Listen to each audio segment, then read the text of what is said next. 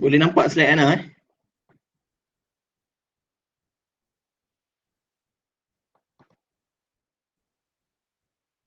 Bergerak tak slide ni? Bergerak tak slide ni? Okey. Auzubillahi samii'il alim minasyaitonir rajim. Bismillahirrahmanirrahim. Alhamdulillahirabbil alamin wassalatu wassalamu ala asyrafil anbiya'i wal mursalin wa ala alihi washabbihi ajmain. Qala rabbi shrah li sadri wa yassir li amri wahlul 'uqdatam min lisani yafqahu qawli. Subhanaka la ilma lana illa ma 'allamtana innaka antal alimul hakim. Wala haula wala quwwata illa billahi aliyil azim. Asyhadu an la ilaha illallah wa asyhadu anna Muhammadan abduhu wa rasuluh. Amma ba'd. Assalamualaikum warahmatullahi wabarakatuh. Jadi alhamdulillah bersyukur kita kepada Allah Subhanahu Wa Taala dengan limpahan dan kurnia dapatlah kita bersama-sama pada malam ni.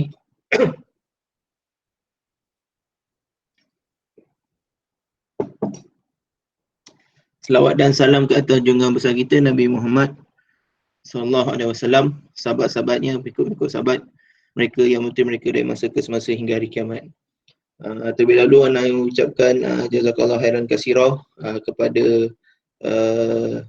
Ikram Negeri Johor, unit Tarbiyah IPT dan juga Ikram Muda kerana menjemput Ana lah untuk berkongsi lah. Ana anggap ni sebagai satu perkongsian lah, sebab Ana pun tak boleh nak cakap adakah apa yang kami buat di Pahang ni mungkin boleh jadi atau tak boleh jadi di negeri Johor dan sebagainya, mungkin disebabkan faktor wakil dan sebagainya, tapi mudah-mudahan sedikit sebanyak yang perkongsian dapat pada malam ni bolehlah kita jadikan satu panduan ataupun gerak kerja ataupun muhasabah untuk kita memperbaiki apa yang kita buat selama ni lah, iaitu dakwah dan tarbiyah. Jadi tadi Ahli Zainal dah memperkenalkan sedikit. Jadi Ana memang orang kata forte Ana ataupun minat Ana tu memang pada student sebenarnya lah. Walaupun dapat mausuliat lain macam yayasan dan sebagainya, tapi kebanyakannya tu disebabkan penglibatan pelajar lah untuk beraktiviti dan kepimpinan, kesukarelawanan, tuan himmat masyarakat dan sebagainya. So kita kalau apa yang kita buat adalah kita sinergikan sekali lah semua tu. Jadi topik perbincangan berdasarkan kepada karakteristik tarbiyah.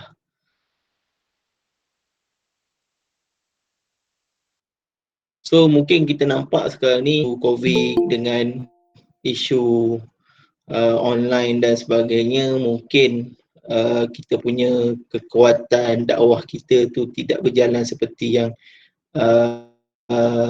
sepatutnya ataupun berada dalam optimum. Tapi suka atau tidak suka, bahawa ini adalah satu cabaran kepada kita untuk meneruskan usaha dakwah dan tarbiyah ni lah.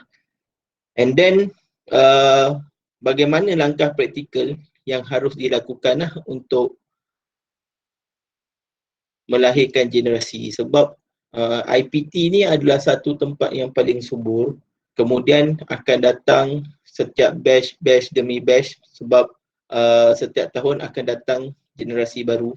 Kemudian IPT ni structured because dia ada takwim, dia ada semester, dia ada cuti dan sebagainya. Kemudian dia ada timeline ataupun jangka masa. Seterusnya IPT ni dia jadi satu medan atau wadah untuk melahirkan pemimpin masa hadapan yang akan apabila selesai, graduate dan sebagainya, ketika mereka memulakan hidup ataupun mula mendapat pekerjaan ataupun membina keluarga dan sebagainya, mereka ni lah yang akan kembali ke kawasan-kawasan untuk menggerakkan kawasan. Jadi basically sebenarnya kita ni adalah tempat yang melahirkan rantai-rantai ataupun penerus generasi kepada dakwah dan tarbiyah kita. Jadi selain daripada itu, kita nak share lah tentang apa halangan dalam melaksanakan proses tajmid, dakwah, Fardiyah dan juga fasa ta'rif. Jadi benda ni adalah satu core business kita lah. Di peringkat tarbiyah, pertama yang apa yang kita kena buat adalah kita kena tajmid dan mengumpulkan orang. Tajmid, ramai-ramai, kumpulkan orang, dakwah fardiyah, kita go one by one dan kita sentuh hati dan sebagainya. Kemudian ta'rif ni kita memperkenalkan apa manhaj kita, fikrah kita dan sebagainya. Kemudian selepas daripada itu, bagaimana kita nak tarbiyah, jalan dakwah dan tarbiyah tu. Kemudian lepas kita dah kumpul, apa yang kita nak kena buat? Kan? Selalu masalahnya kita memang akan buat banyak program, kita buat series of program. Tetapi isunya sekarang adalah kita tak nak touch and go, tapi apa yang kita nak buat adalah touch and grow. Maksudnya kita nak mengembangkan, maksudnya kita nak mencongkel potensi dan kita melihat bahawa adik-adik yang kita bawa inilah yang akan meneruskan usaha dakwah kita. Mereka ni lah adalah rantai-rantai pahala kita kan. Jadi kita kena fikir bahawa dakwah ni seharusnya kita kena berfokus. Kemudian yang keduanya adalah apabila kita dah kumpul, macam mana kita proses kita tu untuk menguatkan mereka kan. So itulah antara yang perbincangan yang kita cuba bawa pada malam ni. Okey. Jadi dalam tarbiyah kita ada gerak kerja ataupun kita boleh katakan bahawa tingkatan-tingkatan dalam amal ataupun dalam kefahaman kita kan. Yang pertamanya adalah bagaimana kita bermula dengan untuk kita buat tajmid, kita buat dakwah fardiyah, kita kumpulkan dia adalah mereka-mereka di luar tarbiyah ni kan. Jadi bila entry dekat industri ni selalunya akan datang dua. Yang pertama akan datang musleh. Musleh ni selalu yang apa kita punya adik-adik kita yang belajar di sekolah musleh yang grade masuk industri, namanya dikumpul dan diserahkan kepada abang-abang APT untuk follow up. Tapi yang musleh ni pun ada cabaran dia juga kan. Tapi yang kita nak cerita pada malam ni adalah lebih kepada mereka yang tidak ada asas tarbiyah. Maksudnya tidak disentuh dengan tarbiyah, mereka ni ibarat macam fresh. Kan kalau Ana guna istilah ni, dia macam sekumpulan ikan-ikan yang segar yang menunggu masa untuk dijala kan. So bagaimana kita nak menjala tu, kemudian daripada menjala tu bagaimana kita nak proses, nak asing untuk cari jenis-jenis ikan tu kan. Jadi tarbiyah ni daripada luar ni, Ana selalu kenapa Ana cerita pasal luar tarbiyah ni kan, sebab Ana dekat UMP ni, kami ni industri engineering, kami memang bukan pilihan pelajar-pelajar musleh. And memang satu tahun tu kadang-kadang seorang, kadang-kadang tak ada. Kan macam tahun ni 2020 itu kemasukan bulan 9, kami dapat seorang musleh, seorang lagi tu daripada diploma UTM KL Muayyid, and then masuk UMP buat degree. So kami dapat dua orang je. So tahun sebelum ni dapat seorang je kan. Jadi memang kami bukan macam UIA kan, yang dapat sekali 100 orang, 120 orang musleh kan. Jadi memang nak tak nak apa yang kami buat adalah kami akan start tarbiyah dengan pelajar-pelajar yang baru masuk, bermula dengan minggu induksi siswa kan. So minggu induksi siswa ataupun orang panggil orientasi dan sebagainya, minggu haluan siswa dan sebagainya, tapi kalau kat MB kami panggil minggu induksi siswa. Jadi kat sini mereka ni fresh kan. Jadi dekat situ bila kita buat tajmid, kita buat program dan sebagainya, kita boleh kumpulkan 200 orang, 300 orang kan. Sebelum ni secara fizikal lebih mudah kita nak kumpulkan berbanding secara online kan. Jadi bila berlaku online ni, kita buat program secara online tapi tak ramai lah. Sebab macam contoh dekat UMP Gambang sini, UMP Industri Malaysia Pahang ni, mereka tak masuk industri daripada first year. Sebab apa? Dia orang register je, ada yang register daripada rumah, ada yang datang register tak sampai seminggu, lepas tu dah kena balik dah. Lepas tu kelas semua berlangsung online sampai sekarang. Sekarang ni pun pelajar baru balik ke industri pun pelajar-pelajar tahun akhir. Maksudnya kita tak jumpa dengan pelajar-pelajar tahun 1 kan, yang dah masuk semester 2 ni. Jadi bila kita duduk kat luar kan, macam-macam kita boleh buat program lah. Antaranya macam kami buat I Am a Survivor di Pahang ni. Dah ramai dah start lah dengan I Am Survivor, because I Am Survivor ni adalah program yang kita memperkenalkan kehidupan di universiti sebagai mahasiswa, apa sebagainya. Kemudian Ana tak sure, tapi Ana sendiri kalau sejarah Ana dalam tarbiyah, Ana memang tak pernah dapat ISK, IPK sejarah usra sayonara jahiliah ni, sebab Ana memang generasi Rosmubayan lah. So Ana dapat memang daripada awal tu Rosmubayan, tapi bila Ana join Ikram ni tahun 2013 2014 tu, Ana tengok ISK ni adalah satu modul yang eye opener lah, ataupun dikata menyentuh ataupun menjentik jiwa adik-adik ni supaya ada rasa kesedaran untuk bersama kita lah. Jadi sebab dekat fasa tajmid ni kita tak ada satu silibus ataupun kita tak ada satu metod yang kita boleh rujukkan. So Ana cadangkan kalau apa sahaja yang kita nak buat tu, kita buat je. Asalkan kita syurahkan, kita letak hadaf. Sebab kena ingat bahawa kita tarbiyah ni adalah tarbiyah bil hadaf. Maksudnya tarbiyah kita tu kena tengok kepada outcome. Kita ni adalah outcome based tarbiyah. Maksudnya kita nak hasil dan kita design kita punya program tu berdasarkan apa yang kita nak kan. Jadi dalam fasa daripada luar tarbiyah ni, bila kita bawa masuk, pertama sekali asasnya adalah kita kena tekankan Al-Quran dan juga Sunnah. Kemudian fikrah Islam, kemudian ilmu asas Islam yang lain.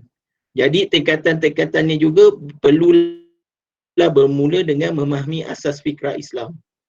Kan? Maksudnya adik-adik ni kita mulakan dengan membentuk asas fikrah. Antaranya macam mana? Isu-isu semasa kan. Perkara-perkara yang basic kan.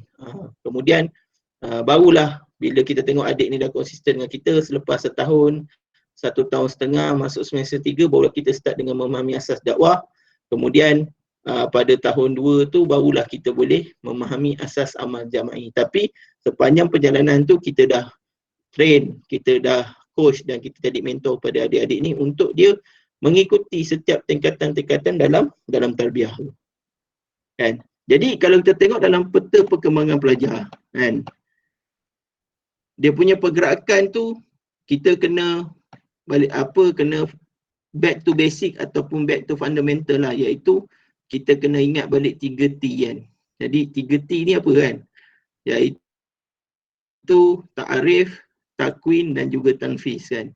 Dan dia punya dasar tu Al-Quran, Sunnah, Sirah, Akidah, Fiqh, Tazkiyah kan. So ini adalah perkara yang mendasari perkembangan pelajar. Sebab kalau kita nak tengok adik-adik ni boleh stay dengan kita atau ke tak, itu adalah perkara yang menjadi foundation, menjadi asas ataupun platform kepada kita kan.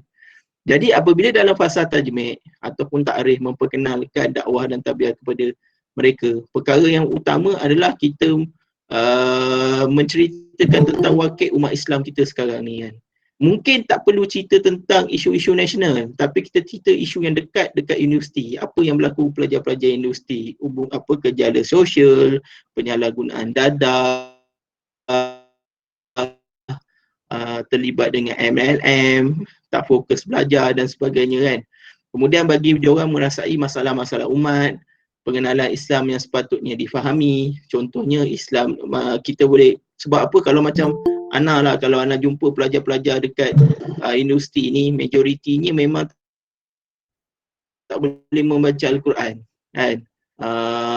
Sorry to say, Ana tengok yang banyak tak boleh baca Al-Quran ni, background family adalah family yang susah kan. Bila tanya, selalu bila Ana dapat adik-adik ni, bila kami buat program ramai-ramai, lepas tu kami bagikan, selalu yang kami mudah kami bagikan, kita akan tengok berapa ramai abang-abang yang ready ataupun kakak-kakak yang ready untuk jadi murabi dan murabiah ni. Sebab kita kena tengok kekuatan kita, berapa ramai yang kita ada untuk menyambut adik-adik yang baru datang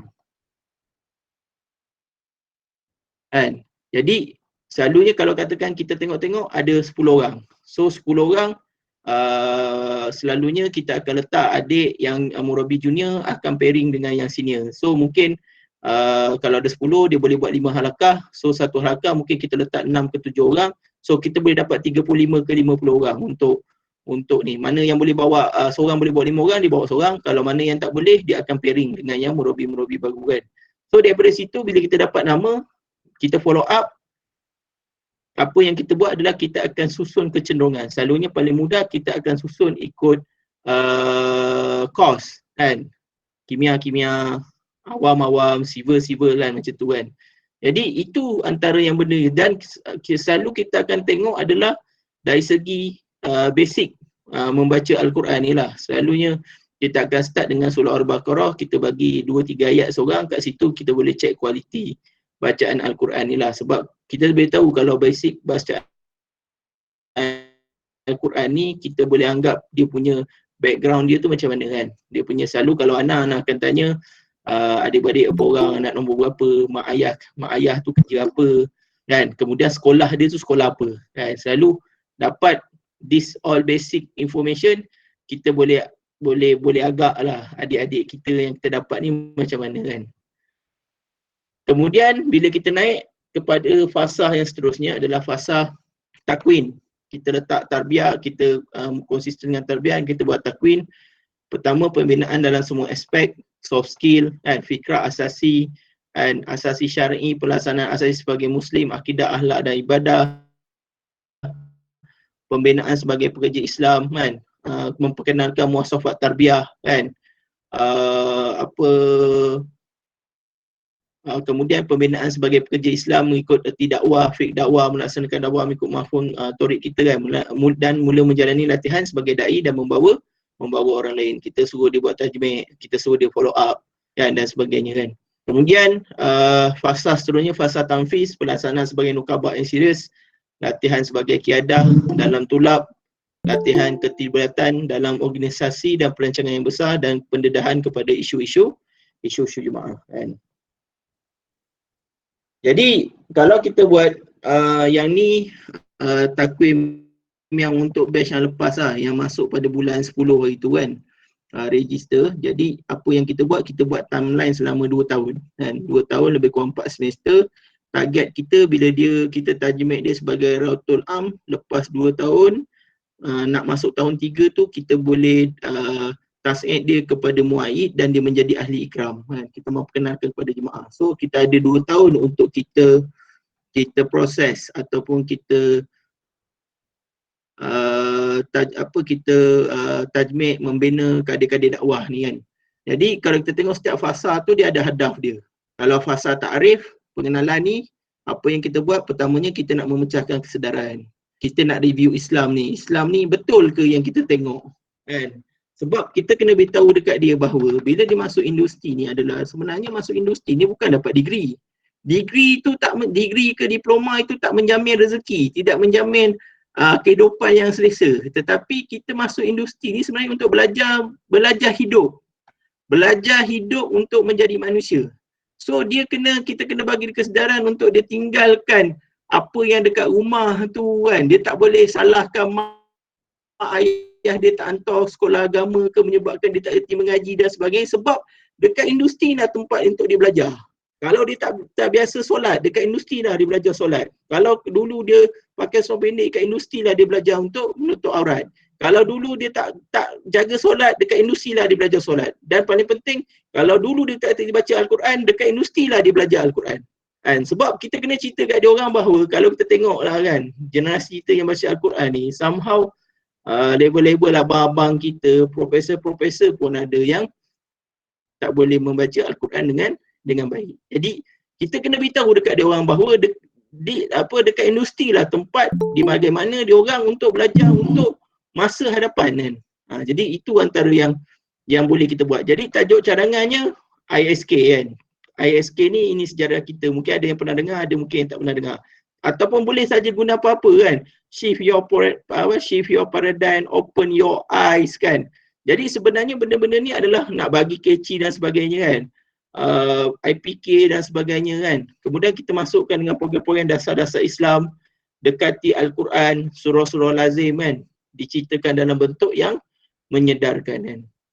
Kemudian kita pergi kepada takwim, iaitu kita rasa bahawa apabila kita dah dapat, kita kena minta dia orang untuk rasa untuk masa untuk share. Mula-mula kita mungkin minta dia orang share dalam social media masing-masing, kat Twitter, Instagram, TikTok dan sebagainya. So kita boleh pantau kan, kita boleh tengok, kita boleh add dan sebagainya kan. Kemudian kita faham beberapa cara kerja Islam kan. So benda ni perlu di training dan sebagainya dalam bentuk secara tidak langsung kan. Kemudian Tanfiz mula bekerja untuk buat takrif dan juga takwin kan. So sepanjang untuk abang-abang yang lain tu di dalam proses takrif lah. Sebab tu dia tengok ada 2 layer kan, layer 3T dan bawah ni layer untuk takrif.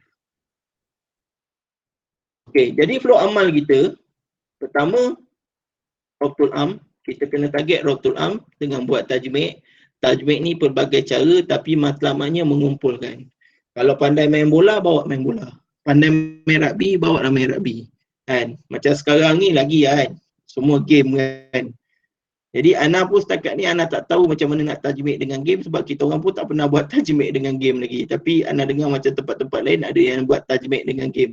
So mana yang boleh buat, persilakan kan. Tapi pada Ana sendiri pun, Ana pun tak ada jawapan bila ekor-ekor tanya air. Dalam Sayonara Jahiliah hantar kata game ni Ghazwatul Fikri. So macam mana hantar ni kan. So Ana kata dia sama macam pisau kan. Pisau ni tujuan dia ada tujuan baik, ada tujuan tak baik. So pandai-pandailah kita gunakan.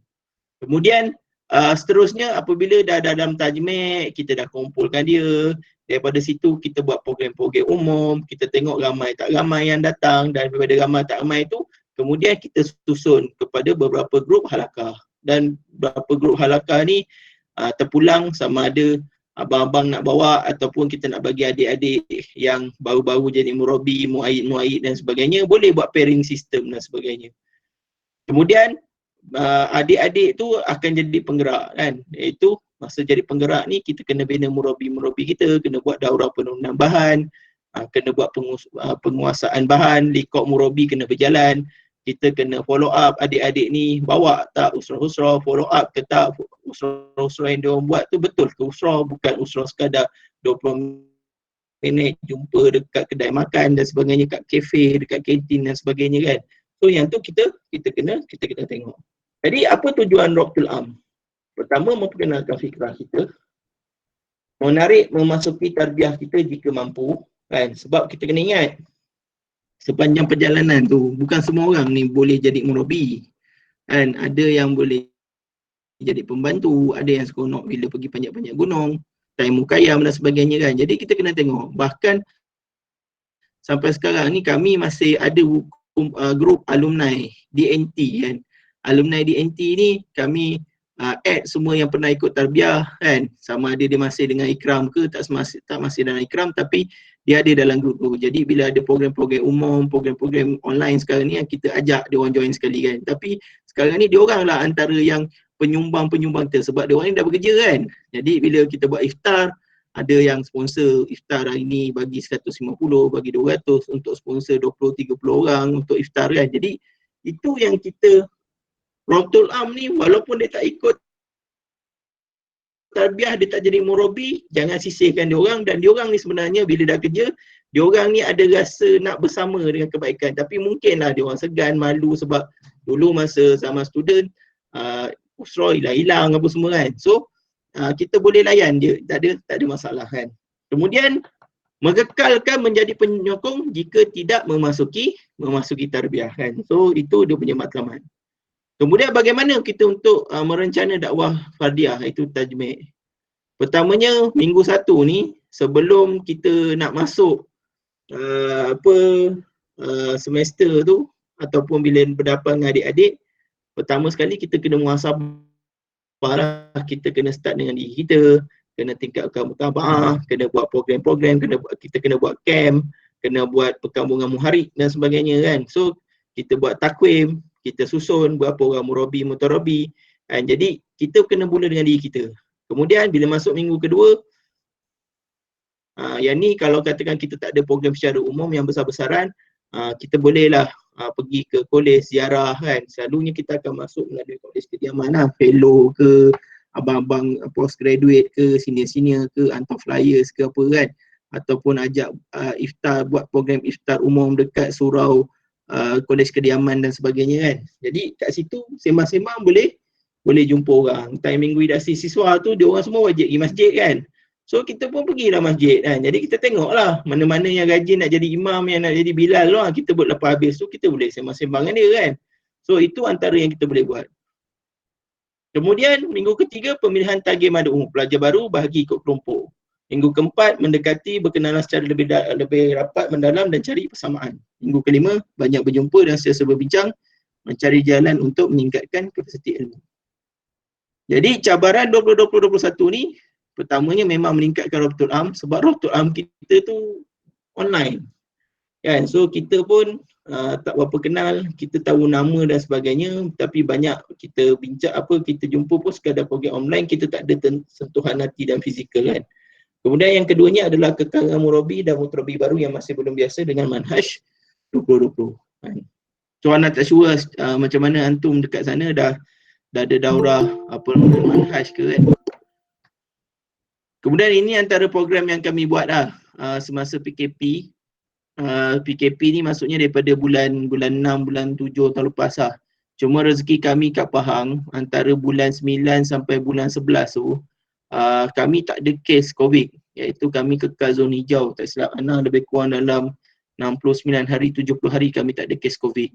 Dan rezeki kami tu sebelum rentas negeri tu, sebelum Pilihan Raya Sabah dan rentas negeri tu, dua IPT yang dapat masuk secara fizikal, iaitu di Polisas dan juga di CFS, Pusat Asasi UIA. So dua IPT ni student dia dapat masuk secara fizikal. Jadi memang bila fizikal tu walaupun dia tak dapat keluar, dia duduk dalam asrama kan, tapi dekat dalam kolej tu kat CFS dengan Polisas ni kita ada ekwah kita yang jadi pensyarah kat situ, yang jadi fellow ataupun jadi warden, pembantu fellow dan sebagainya. So kita susun supaya tajmid tu berjalan lah.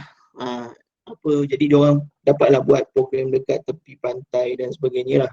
Dapat buat program hiking, usrah fizikal dan sebagainya. Tapi kami di Gambang dan juga di UIA Kuantan memang tak dapat lah. Tapi dekat UIA Kuantan ni dia selalunya dia menerima adik-adik CFS ni kan. Jadi dia agak cuma bila jumlah tu tak ramai, dia orang murabi ramai, dia orang akan buat jugalah program-program tajmid untuk pelajar-pelajar baru jugalah yang tak tersentuh ketika di CFS kan. Sebab CFS ni kadang-kadang bila dah terlampau ramai, muslih je nak dekat 100 lebih. Jadi kadang-kadang dia buat program dekat tajmid tu sekadar program umum, dan dia tak sempat pun nak cater yang lain-lain sebab sibuk cater muslih je. Jadi nama-nama yang datang program umum-umum ni lah yang akan di follow up bila diorang ni masuk dalam UIA Kuantan. Jadi antara gerak kerja kami lah, kami ada buat retreat tabiat IPT Keram Muda. So setakat ni berjalan lah. Kita ada retreat tabiat IPT, kita dah buat takwim. Kemudian kita melancarkan kit Murabi Awesome khas untuk lokaliti Tumpu IPT berdasarkan manhaj baru Muhib 2020. So kit Murabi Awesome ni kami buat secara dalam buku lah, which is dekat situ ada silibus ataupun manhaj kita, apa bahan-bahan nak dibawa. Kemudian ada contoh laporan usrah supaya senang kita nak pantau. Dan kenapa kita bagi buku ni adalah untuk training adik-adik yang baru, adik-adik yang baru belajar mungkin first time bawa usrah dan sebagainya, supaya dia orang dapat catat. Dan bukan maksudnya bila pakai kit Murabi Awesome ni kita tak pakai SPI, tapi bagi abang-abang dia orang kena pakai SPI lah. Tapi untuk adik-adik ni, sebab kalau kita nak SPI kan ramai-ramai, dan kita tahulah dia punya jumlah tu makin lama makin akan berkurang. Setiap semester tu mungkin start kita tajmid 150 orang. Sampai hujung semester tinggal 50. Masuk je semester 3 dah tinggal 30 dan sebagainya. Jadi kalau masukkan semua ke SPI, dia jadi serabut lah SPI tu kan. Kemudian pelancaran pemegasaan Murabi IPT, Akademi Murabi Akrab dijalankan setiap 2 bulan lah untuk Murabi-Murabi baru di Negeri Pahang. Dan sebulan sekali itu kena jalan di Kok Murabi.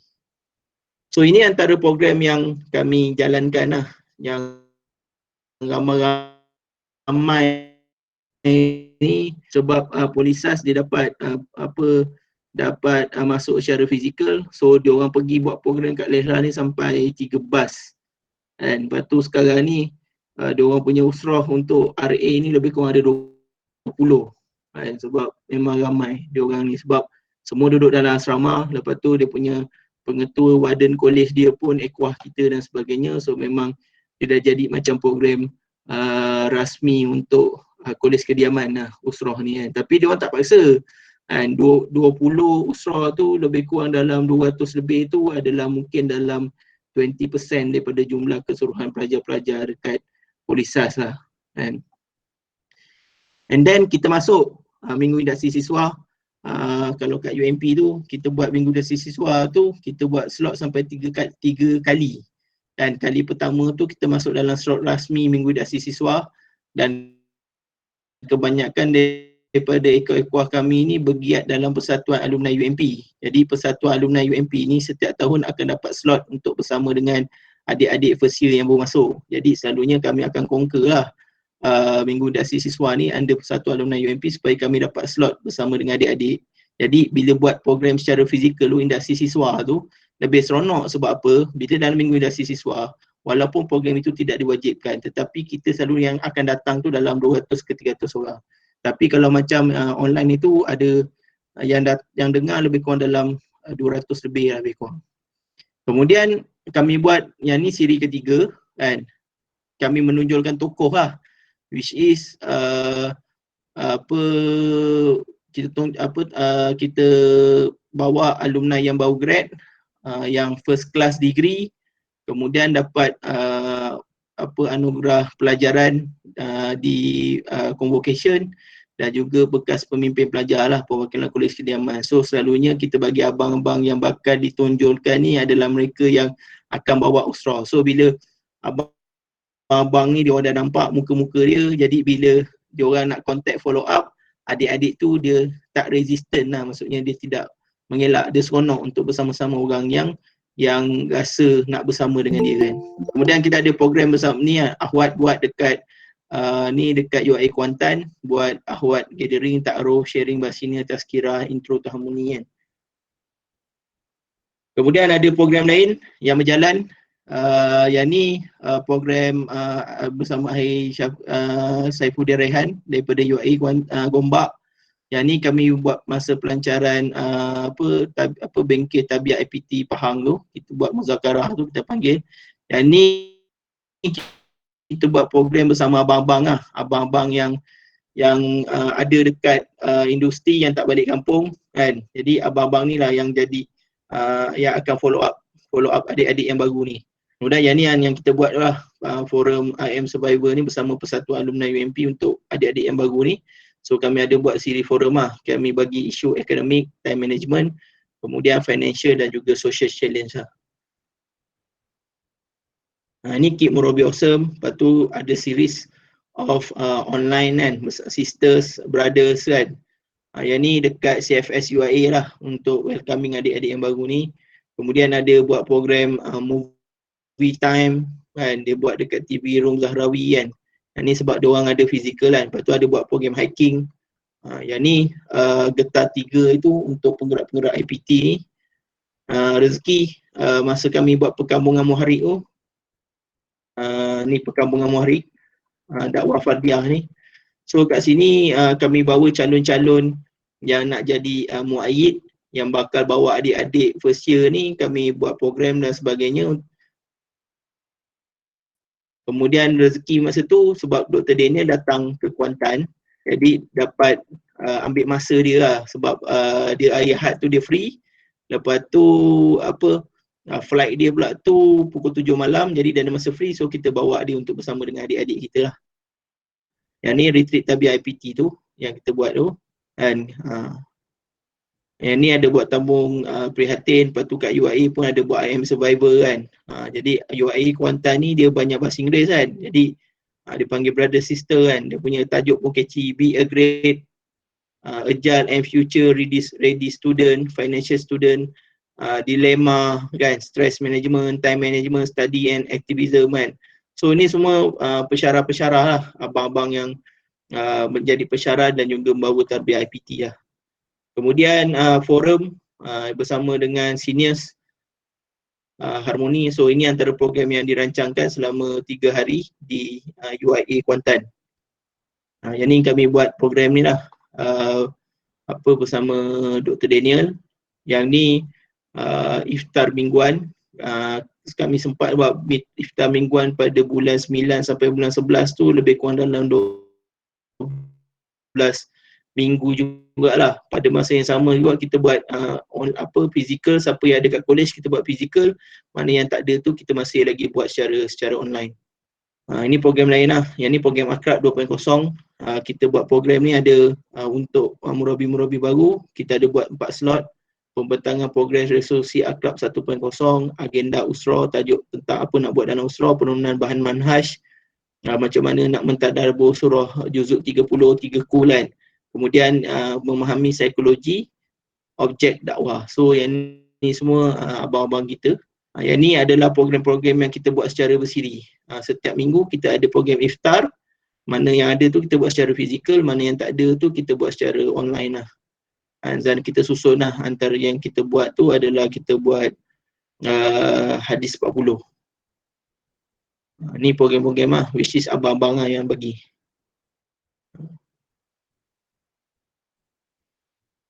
Jadi untuk faktor keberhasilan ni, pertama adalah timeline. So kita kena timeline tu kena follow, dan kita kena letakkan PIC dan juga timekeeper lah. Sebab timeline ni kalau kita buat planning, kita tak ikut, kita buat takrib, kita tak ikut, so serupa macam tak ada apa-apa lah. Jadi yang paling penting contohnya liqaء murabi. Kita dah tetapkan liqaء murabi minggu pertama setiap bulan. Jadi minggu pertama setiap bulan, hari Selasa mesti buat liqaء murabi. So kita dah buat, so kita beritahu. Kemudian akrab 2 bulan sekali, minggu ketiga. So PIC kita kena make sure dia akan berjalan. Kemudian of course kami pernah mengalami kehilangan dan generasi gap, which is bila tahun 4 kita ada muntasibin masa tu dekat student muntasibin, sebab UIA ni datang daripada Muslim dan dia daripada matrik. So dia orang ni bila tahun 2, tahun 3 tu dah jadi muntasib. Tapi bila dia orang dekat final year, baru kita perasan tahun 2, tahun 3 tu tak ada. Ada satu usrah dan sebagainya. Sebab tarbiyah tu tak berjalan. Sebab dekat UIA dia dah kena on call, dia dah duduk dekat hospital dan sebagainya. Jadi dia tak boleh handle adik-adik kan. Jadi banyak usrah hilang sebab usrah tak berjalan. Jadi memang kita perlukan bantuan belia tempatan yang berminat dengan tarbiyah IPT, dan kita perlukan pensyarah-pensyarah yang kat situ untuk sama-sama bawa usrah IPT tu. Kemudian komitmen tim terhadap agenda membina pelapis, sebab bukan mudah, sebab kita kena susun program RA, daurah RA apa, daurah muhib apa, daurah muaid apa kan. Jadi benda tu kena sinergi dan kena bincang. Dan perlu wujudkan wavelength yang sama dalam memperkasakan dakwah dan tarbiyah ideologi ditempuh. Benda ni susah sebenarnya sebab kita nak cari tim kan. Memang kita nak rekrutmen ni, tak nak cari tim, nak cari orang yang berminat dia. Yang paling penting adalah masing-masing ni dia faham tanggungjawab masing-masing. Kemudian bila dah syura, bersetuju, masing-masing bergerak dengan haluan yang sama. Dia tak akan jadi bila masing-masing buat kepala sendiri, dia tak nak ikut syura. Dan masing-masing fikir rasa cara dia yang paling baik, dan kita tak tengok benda ni secara kolektif, secara bersama kan. So benda tu sebenarnya yang senang cakap wavelength ni cari yang satu kepala lah, yang ngam, kacik, yang betul-betul orang kata ikhwah ahwat, yang kita memang orang kata satu kepala kan. Dan satu lagi kan, isu yang ramai orang cakap lah kan, dia kata susah lah sebab kita online, kita susah nak cari adik-adik kan. Selalunya bila kita buat program ni, kan kita akan suruh diisi borang survey, borang kehadiran dan sebagainya. So bila kita isi borang kehadiran kan, banyak cara nak buat program borang kehadiran ni. Dulu antara yang kami buat dulu adalah kami bagi souvenir 100 orang yang pertama yang mendaftar dapat voucher makan tengah hari. So bawa kupon pergi kafe dapat makan tengah hari harga RM4. Pack makanan berharga RM4 kan. So ramai orang register. So dekat register tu letaklah apa maklumat kita nak, nombor telefon, asal kat mana apa semua. So dekat sini kita dah boleh pilih dulu yang duduk dekat-dekat dengan universiti kita. Jadi bila dia duduk orang tempatan ni senang nak jumpa. Bila duduk rumah pun macam sekarang ni kan, dah boleh makan, dah boleh apa, stadium dah buka 2,000 kan. Jadi masa kami tu sempat lah kami buat barbecue, pergi mandi swimming pool, main badminton kan. Jadi bila fokus kepada pelajar dan siswa tempatan ni kan, dia macam ni lah contoh kan, macam nak buat apa program iftar kan, yang ni kan. Kita ambil dia orang kat rumah lagi kan. Jadi bila kita buat ambil kat rumah, kita kenal mak ayah dia dan sebagainya. Kalau mak ayah lah, bayangkanlah pensyarah datang rumah, mak ayah dia punya layan tu lain macam kan. Sebab mana ada zaman sekarang pensyarah datang rumah kan. Jadi itu antara yang kita boleh, orang kata, sebab kena ingat lah, bila kita dapat orang tempatan ni, dia sebenarnya memang dialah yang akan menggerakkan kawasan tu kan. Sebab Ana dah buat benda ni, Ana dah dapat 3-4 orang yang equah, yang daripada zaman student, nothing, grad, muntasibin. Sekarang ni lah dia orang yang jadi JKK kawasan, dia orang ni lah yang jadi yang penggerak Ikram Muda, jadi ketua jawatan kuasa kat dalam Ikram Muda dan sebagainya kan, yang buat apa, yang jaga air bantu. Sebab dia orang ni tak akan pergi mana-mana, sebab dia orang ni family kat situ, mak ayah kat situ. Lepas tu cari kerja pun tak nak keluar agak daripada Kuantan kan. Dan rezeki sebab Kuantan ni dia ada industri, dia ada oil and gas industry, dia ada kilang, kemudian dia ada IT kan. Jadi ada pekerjaan dekat sini dan menyebabkan dia orang tak akan keluar. Anak rasa kalau dekat Johor tu dengan Pasir Gudang kan, Anak pernah kerja kat Pasir Gudang 8 bulan dekat Titan kan. Sekarang ni Lotte Titan kan, dulu Titan PM kan. Ada industri dan ada peluang pekerjaan dekat Johor. Jadi memang orang tempatan ni hantar memang kena jaga lebih sikit lah kan. Sebab orang tempatan ni dia dekat, kita boleh datang ziarah rumah dia, raya kita boleh datang kan. Cuma baru ni memang susah nak datang lah sebab kita COVID kan. Tapi benda-benda ni sebenarnya senang kita nak jumpa. Kita nak buat program adik-adik yang orang tempatan ni kan, orang yang duduk kat situ. Jadi kita boleh dapat data ni macam-macam kita boleh buat kan. Paling simple kalau dekat UMP ni merit lah, sebab dia orang kejar merit sebab nak duduk dalam asrama. Jadi kita beritahu pendaftaran, siapa yang tahu program akan nak dapat merit, so kena isi maklumat peribadi. So kita boleh dapat kat situ. Jadi kita dah boleh kan. Jadi faktor kegagalan pertama adanya kurangnya murabi yang boleh muayasah dengan baik kan. So murabi yang tak follow up, yang tak tahu nak cerita apa, yang tak concern, yang tak peka kan. Jadi dia memang tak boleh buat apalah sebab segan kan. Tak sekarang ni simple je, bila dapat nombor telefon buat dalam WhatsApp group je kan, masukkan dalam WhatsApp group IM Survivor, peserta IM Survivor. Sebab kita dah kata dalam tu program ni, lepas ni program kita tak habis kat sini, kita macam-macam kita nak buat kan. So kita promote lah masa kita punya program tu, gambar-gambar, video-video kita pergi muka ayam, program-program apa yang kita buat, program-program kemasyarakatan, pergi bantu orang susah, pergi rumah orang tua, pergi rumah anak yatim. So benda-benda ni, aktiviti semua ni, dia orang akan seronok kan. So dia orang akan letak nama dan sebagainya kan. Lepas tu seterusnya adalah lambat follow up. Sebab apa bila lambat follow up? Kita dah masuk cantik dah masa minggu induksi siswa tu. Kita dah masuk minggu induksi siswa, kita dah dapat slot, lepas tu kita dah dapat nama, sepatutnya kita kena susun. Selepas habis ni, kita terus ajak dia orang pergi ISK 2 hari 1 malam, carilah resort ke apa ke, carilah tempat camping yang seronok, boleh mandi air sungai ke apa kan.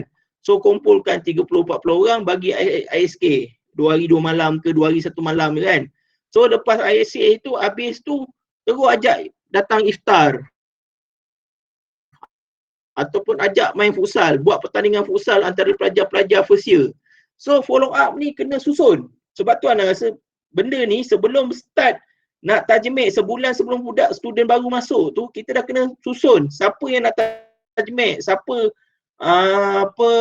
abang-abang yang nak bawa, kakak-kakak yang nak bawa. So kena susun.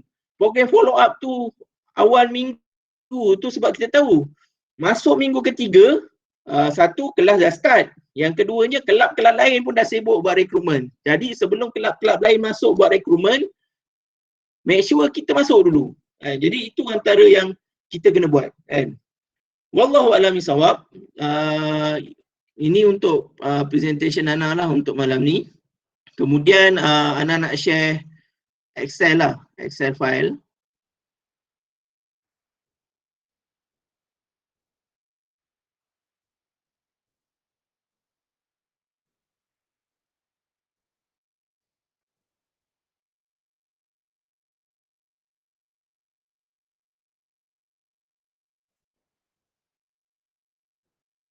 Boleh nampak Excel Ana ni? Jadi yang ni kami susun timeline tarbiyah IPT lah selama sepanjang 4 tahun. Jadi yang ni kami dah try, dah satu batch yang berjaya keluar dengan muntasibin lah selama 4 tahun. Jadi Ana rasa yang ni memang nak tak nak kita kena buat lah, which is kita kena letak KPI usrah kita. Kalau siapa yang bawa dalam SPI Ikram tu, kita tengok dia punya target untuk usrah ni adalah 40 kali setahun. Dan kita ada 52 minggu. 40 ni lebih kurang dalam 1 bulan tu lebih kata 3 kali lah usrah kena jalan kan. So tolak selalu Ramadan tak buat usrah kan. Itu ada pandangan masing-masing lah. Ada pandangan kata time Ramadan tak payah buat usrah sebab kita semua kena pergi semayang tarawih lah semua. Tapi pada Ana time Ramadan nak buat usrah sebab time Ramadan nak kena boost up kita punya energi, nak buat dakwah, nak buat kebajikan apa semua kan. So boleh je malam kalau dah pergi usrah kan. So buat lepas subuh kan. Lepas subuh kan takkan tidur kan lepas sahur buat subuh, lepas subuh lah. Kadang-kadang hujung minggu tu kita buat mabit terus kan. So mabit lepas tu buat ni kan. Masa PKP itu Ramadan, kita orang punya program tak malam ada tazkirah kan. Ada program COVID kita panggil. Tazkirah COVID. Tak malam kita susun. Lepas kita letak kat situ pukul 10 malam akan ada tazkirah setengah jam, 10 sampai 10.30. So sambil memori dengan tazkirah online. Lepas tu duduk kat rumah juga kan. Lepas Zuhur ada tafsirah, kita ambil kisah Nabi, kisah para anbiya. Lepas tu hari Isnin dengan Jumaat ada Quran time. So susun lah kan. Jadi kalau dekat IPT ni sekarang ni Ana rasa tak ada isu lah pasal isu KPI IPT di 24 kali setahun sebab sebelum ni kita susun ikut fizikal kan. Fizikal ni satu semester ada 14 minggu. 14 minggu kita kira minggu test, minggu study week kan. Jadi kita kira macam kita letak 24 sebab apa, kita kira 12 kali sitting dalam satu semester. Lepas tu nanti dia akan cuti semester, ada cuti 3 bulan dan sebagainya kan. Jadi itu yang kita kira 24 kali. Tapi kalau 24 kali pun tak boleh berjalan, memang problem lah. Tapi macam sekarang ni dah tak ada isu lah sebab online. So apa isunya tak nak datang usrah sebab online kan. Tak perlu nak drive, tak perlu nak datang awal kan, tak perlu nak bersiap-siap kan. So datang duduk je depan laptop. Kadang-kadang tutup kamera lagi. Kita pun tak tahu dia tidur ke dia apa. Lepas tu bila kita tanya, bila sampai part dia je untuk muayasah ke nak berkongsi cerita ke apa, senyap kan. Senyap, lepas tu nanti besok minta maaf lah, Ana tertidur lah. Kita pun tahu lah kan. Tapi sekurang-kurangnya ada effort untuk dia datang. Tapi wasail yang lain tu kena jalan. Usrah 24 kali, daurah 8 kali setahun, 4 kali semester, relah jaulah kena pergi. Relah jaulah ni sebenarnya kan, benda ni sebenarnya akan kirit adik-adik ni. Sebab apa? Kadang-kadang dia orang tak duduk sekali kan. Ana sebab tu lah Ana cakap kita dengan adik-adik yang Rawatul Am ni kena increase contact time. Kita kena selalu jumpa dia. Kita kena duduk kena ajak makan sekali kan, kena ajak jumpa lepas sembahyang Zuhur, lepak-lepak 10 minit 5 minit lepas sembahyang Zuhur tu kan, untuk tanya khabar dan sebagainya. Jadi sebab itulah Ana, kalau Ana buat dekat Pahang ni, Ana minta semua IPT buat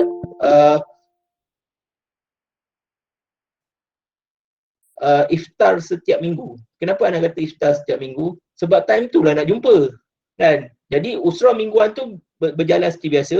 Mungkin usrah hari Selasa, ada yang buat hari Rabu ke sebagainya, susun lah. Mungkin usrah first year hari Selasa, usrah ni hari Rabu, usrah ni hari Khamis kan. Tapi hari Isnin tu kami akan buat iftar dan wacana ilmu. So ada penyampaian bahan manhaj, 10 sahabat dijamin masuk syurga ke, ataupun kisah-kisah apa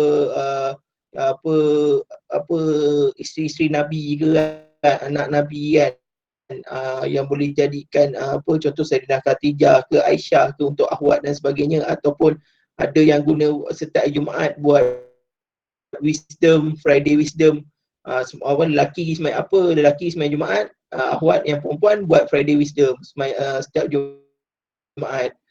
So setiap Jumaat tu pukul 12.30 sampai pukul 1.30. So belanja sekali makan tengah hari. Kalau macam Ikhwah, kita buat wacana ilmu dan iftar. So wacana ilmu dan iftar ni semua orang kumpul. Jadi bila semua orang kumpul, kita boleh kenal usrah dia ni siapa, usrah ni siapa, usrah ni siapa kan. Kemudian kadang-kadang bila kita keluar, kita boleh tengok adik-adik kita ni, oh adik kita ni couple kan, duduk kat kafe dengan awet kan. Macam-macam cerita lah. And then bila dia dah kenal semua abang-abang, sebab abang-abang semua datang, bila kita buat tas'id tu, ataupun kita buat liqab murabi, kita bincang kan. Sebab nanti selalu bila first year, semester 1, so nanti bila habis semester 1, kita akan buat musabah kehadiran dia, komitmen dia macam mana kan. So selalunya bila yang mana bagus-bagus, kita akan kumpulkan seorang bawa, supaya dia boleh diproses untuk jadi murabi dan pelapis. Mana yang rasa aktiviti smart, dia akan duduk dalam usrah lain. So kita akan susun.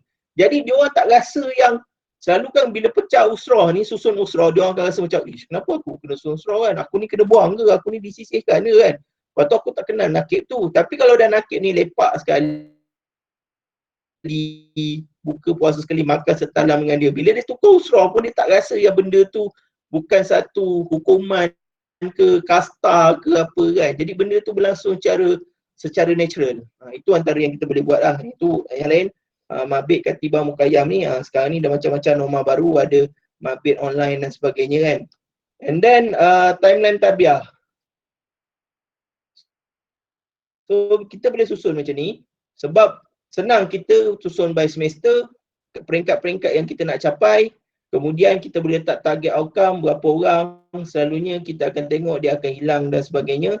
So berapa target outcome, berapa reality, berapa usrah yang perlu dia ada kan. So kalau kita nak buat 20 usrah, kena ada 20 abang-abang. So kita kena susun kat sini kan. And then seterusnya untuk program Rabtul Am lah. Ini antara yang kita buat, kita susun. Semester 1, syarat kemasukan muhib. So apa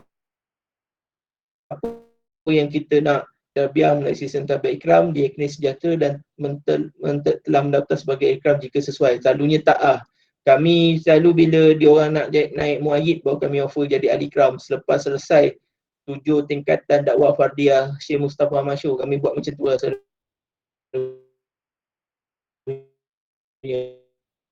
Pas ahli ikram, dia orang perasan ni. Sebab apa? Selalu buat daurah, iftar, sekali buat kat pejabat ikram kan. Lepas tu tidur, mabit, buat daurah ke, buat kat pejabat ikram kan. So dia pun tanya kan, pejabat ikram kan, siapa yang memang concern, dia akan tanya ikram ni apa. Siapa yang buat tak kisah, memang dia buat relax je kan. Sampai tahun 2 dia dah seronok, sebab dia fikir macam seronok buat ni. Jauh kita bila offer jadi ahli ikram, saya okey je, tak masalah, sebab saya pun seronok kan. So itu antara yang kita boleh buat. So bila kita buat tajmid ni, kita ada 4 minggu, kita boleh susun kan. Minggu pertama nak buat apa? I Am Survivor, Friday Wisdom, Daurah Qadaya kan. Kemudian taklim tu adalah wacana ilmu tu lah yang kami buat tu setiap hari Isnin tu kan. So banyaklah program kita boleh buat kan. Tajuk-tajuk dia lah. Program berkala, 10 sahabat dijamin masuk syurga. Boleh buat antara hari ini dan semalam, sejarah Islam Nusantara, Khulafaur Rasyidin, boleh panggil tokoh macam Dr. Hafizi, Dr. Daniel kan. So kita ada listkan nama-nama lah yang problem yang kita rasa boleh bawa orang ramai datang kan. Ini antara kalau bulan pertama, bulan kedua ni kita kumpul orang, kita tengok kehadiran pada program umum. Seterusnya kita dah boleh form usrah lah. Which is from usrah ni, ini antara bahan-bahan yang kita boleh bawa tadabbur Al-Quran, mula daripada Al-Fatihah, Al-Baqarah, satu page setiap kali kan. Kalau kata ada 8 orang, buat je satu page. Satu page tu ulang balik kan. Bila tilawah tu, separuh muka surat, lepas tu dia ulang balik. Lepas tu kita tadabbur surah Al-Fatihah dengan 30, lepas tu masuk juzuk 30 daripada surah An-Nas, Al-Falaq dan surah Ahad kan. Lepas tu surah Al-Lahab, Tabat Syadah tu kan. So benda tu kita boleh susun lah kan. Kemudian boleh cerita pasal Mustafa Asyibai ni sirah yang paling mudah lah. Rahim Maktum ni dia selalunya Ana kalau dengan adik-adik ni Ana kata kalau nak belajar sirah ni tengok je lah Umar Desiri kan. Umar Desiri tu antara contoh yang senang nak ni kan. Bawa jumpa pakcik-pakcik kan. Datang rumah pakcik-pakcik belanja makan. So seronok lah adik-adik ni kan. Lepas tu bawa pergi buat khidmat masyarakat kan. So selalu khidmat masyarakat ni ramai join. Bila kita buka je siapa nak pergi bantu orang susah nak hantar bantuan makanan sampai 70 orang. So kereta kena banyak sikit lah, 20-30 kereta. Jadi itu antara yang kita boleh buat. So ini antara yang muhib lah. Bahan-bahan muhib. So boleh susun lah dengan apa yang dibuat. So setakat ni saja. Wallahu a'lam bishawab. Jadi anak buka lah kalau ada sebarang soalan dan sebagainya.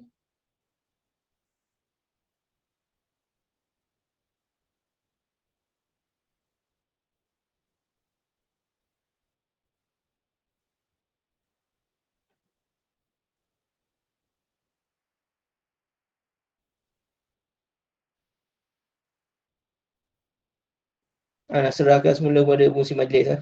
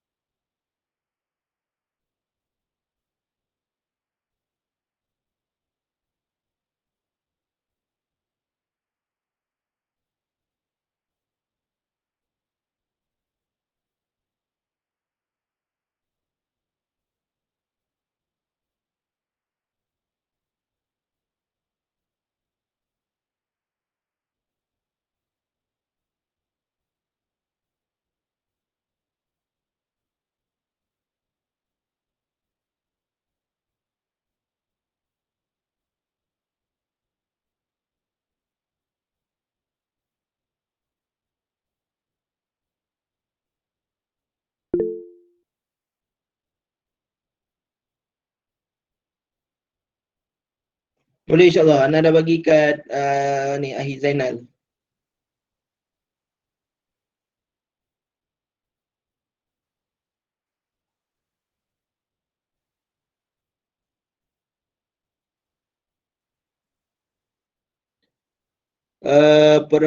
Penggerak IPT, setiap IPT akan ada seorang mas'ul ikhwah dengan mas'ulah akhwat. Kalau ana conclude 50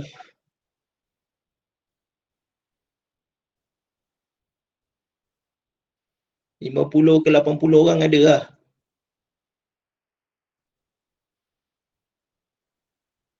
Sebab dalam tim tarbiyah IPT tu untuk mas'ul-mas'ulah tu pun dah lebih 30 orang lah lebih kurang.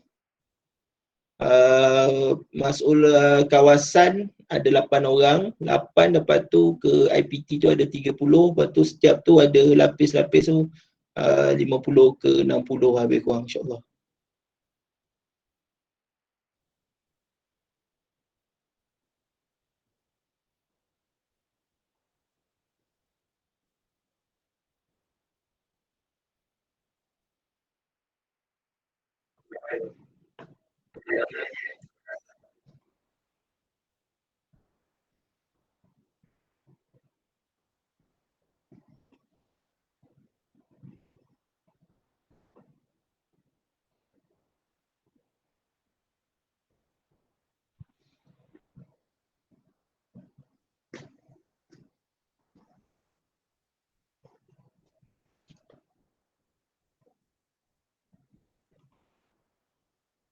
Ada soalan-soalan lain lagi insya-Allah? Bahan ke isu-isu Assalamualaikum. nak sembang. Assalamualaikum. Ana Amir, Ana nak tanya pendapat Akhi Najib lah. Sebab Ana ni salah seorang penggerak untuk remaja, kita bawa usrah-usrah sekolah. So pada pendapat Akhi lah, apakah karakteristik yang mananya penggerak hotspot sekolah ni yang perlu kita bina pada adik-adik sekolah ni untuk sebagai feeder kepada IPT. So apakah karakteristik yang paling, orang cakap paling minimum lah yang kita kena bentuk pada adik-adik ni supaya bila masuk IPT tu mudahkan apa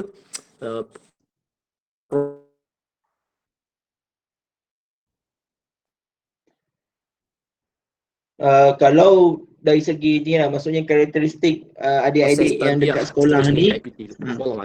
Okey.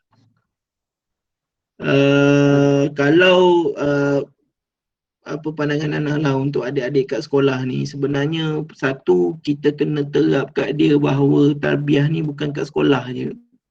Tarbiyah ni akan berterusan di industri. Lepas tu kena dedahkan isu-isu kat industri ni, isunya lagi besar.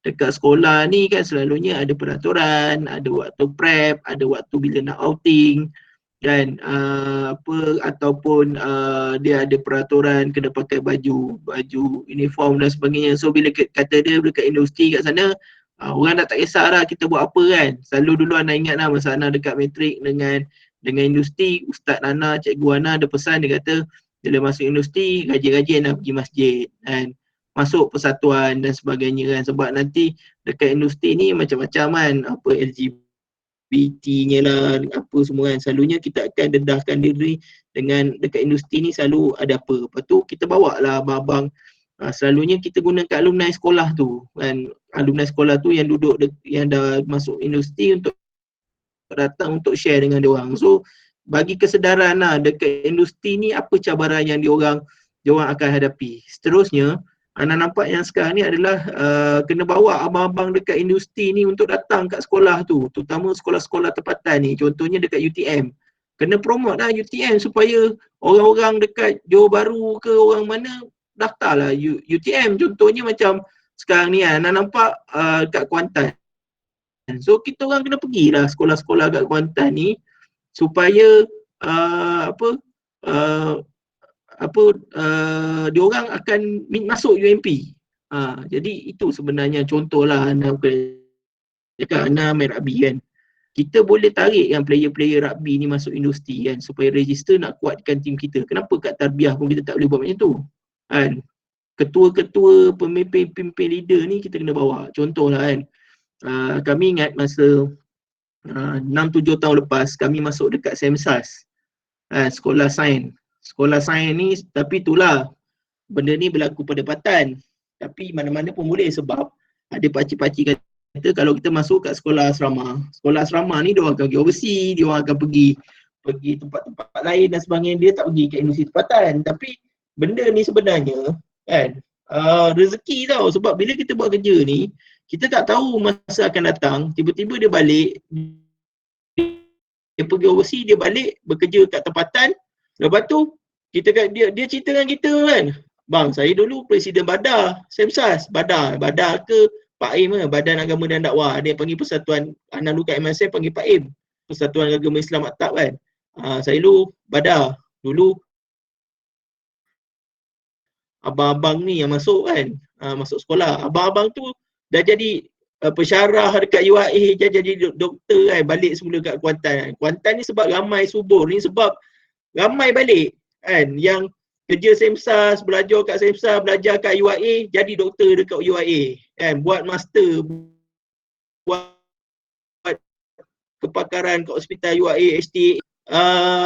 Orang-orang yang datang semula bekas UAE, medik, kepimpinan UAE, ikram siswa, karisma kan, karisma punya generasi pun ada kan. Jadi benda tu sebenarnya yang ni bila kita tahu okey, ini dulu kita SEMSAS kan, sekarang ni ada Syah Pekan kan, MSN Kuantan kan. Jadi benda-benda tu yang kita masuk kan. Kadang-kadang sekolah Musleh ni macam dekat Kuantan ni ada Musleh kan, sekolah menengah, tapi sebab dia pakai modul Musleh tapi bercampur fikrah, so dia tak jadi juga kan, sebab bila dia masuk dia tak nak kan. Kemudian kena masuk IPT sokongan kan, bukan yang first layer kan. Maksudnya kadang-kadang kalau sekolah harian ni, terutamalah sekarang ni yang Ana nampak kan, yang kita boleh masuk adalah dengan anak-anak ibu tunggal kan Ahwat ada buat program wangi, wanita Ikram ada buat program wangi lah, Yayasan Ikram ada menyantuni B40 anak-anak ibu tunggal apa semua, sebab tiap-tiap tahun kita buat program back to school. Adik-adik ni kita kena kumpul, buat program camp solat ke, camp insan cemerlang ke, camp kepimpinan kan, sebab dia dah bagi dia orang biasakan dengan Ikram kan. Bila dia orang dah biasa dengan kita, tapi kita tahulah bahawa bila dia orang ni, dia orang tak akan pergi industri, tapi dia orang ada kat sini sebab apa? Dia orang akan pergi college community, dia orang akan pergi college professional marah, dia orang akan pergi ILP. Kalau macam kat Kuantan ni, kami agak subur sebab kat sini semua ada. Ada politeknik, ada college professional. Sini ada 4 kat Kuantan ni. Kemudian ada Kuipsas, kolej agama, ada kolej yayasan yang IPTS. Jadi selalunya orang-orang tempatan dia akan pergi universiti swasta yang macam ni, yang bawah kerajaan negeri. Jadi bawah kerajaan negeri ni selalunya dia ada kursus diploma, tapi diploma ni boleh jadi feeder juga, sebab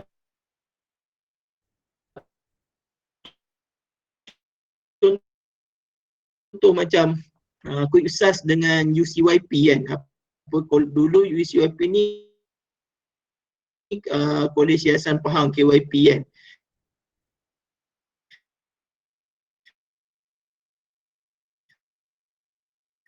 Lepas tu dia orang akan ke sana, contohnya macam Ustaz Azlan lah, Azlan Nabisahan ni dulu belajar diploma dekat Kuantan. Manfaat kan, tapi tak salah sebab kita kena fikir benda ni untuk jemaah akhirnya kan. Jadi itu antara yang kita boleh buat lah kan. Wallahu a'lam bishawab. Sekarang ni remaja, IPT, belia semua bawa ikram muda. So kita memang kena susun dan kena sinergi lah. Ana jaga tiga-tiga tu bawa ikram muda. So Jawatankuasa Pengurusan Remaja, Jawatankuasa Belia dengan Jawatankuasa Pengurusan IPT. So kalau bawa ikram muda Pahang, kami ada 4 jawatankuasa. Itulah remaja, IPT, belia dengan satu lagi media.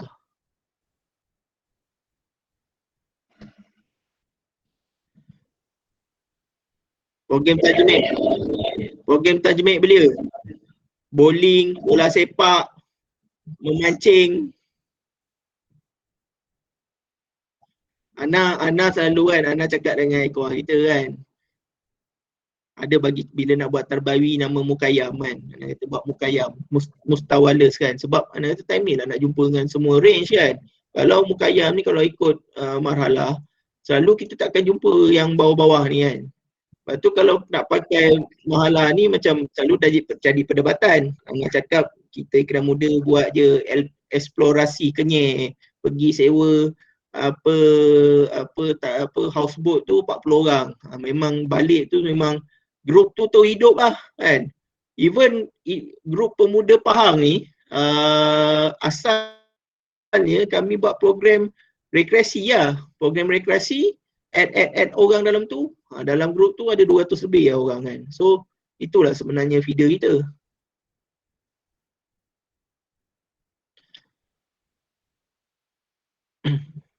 Tajmik belia ni dia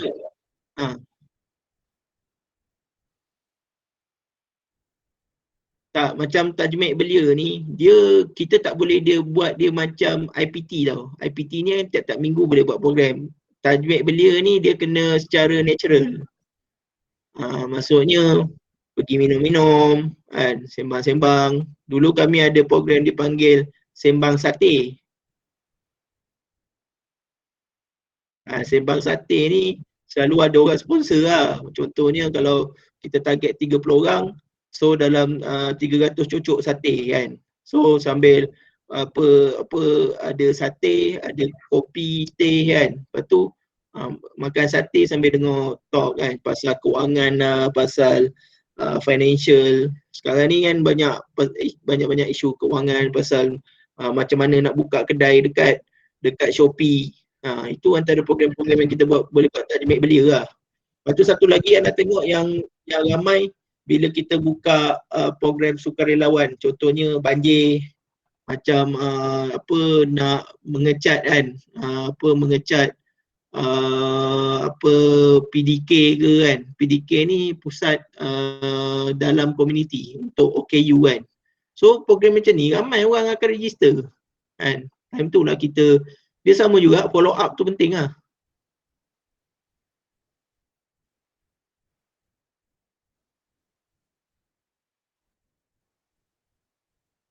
Kerjasama dengan Gema lah. Gema ada tim basikal, tim motor kan. Lepas tu dengan Gema ni dia tak ada restrict sangat. Dia boleh buat program kebudayaan, basking ke apa kan.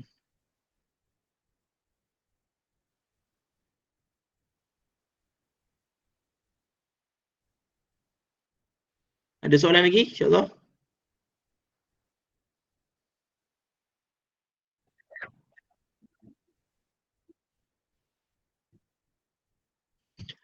Untuk tajmid online ni, yang macam tadi Ana cerita lah, kami masuk dalam Minggu Induksi Siswa. Lepas tu kalau persatuan tu ada kelas yang berdaftar, dia lebih advantage lah. Macam kami dihalang untuk mendaftarkan Belia Harmoni dekat UMP ni. Dan sebelum ni kami guna Kolej Kediaman, sebab Kolej Kediaman Ana jadi pengetua. Kemudian selama 5 tahun lah, dan basically masa Ana jadi pengetua tu, fellow, timbalan fellow semua Ana tajmid jadi ekwa. Dan ada staff, selalunya Ana punya kerja time tu selain daripada Ana tajmid student, Ana tajmid staff. Selalunya Ana akan tengok staff-staff yang baru masuk, bujang, Ana akan offer jadi fellow. Jadi fellow dekat asrama ni, sebab fellow kan selalunya yang bujang dapat bila jadi fellow dapat rumah, dapat allowance fellow. Jadi dia orang seronok duduk dalam sementara nak kahwin apa semua kan. Jadi 1-2 tahun dia orang jadi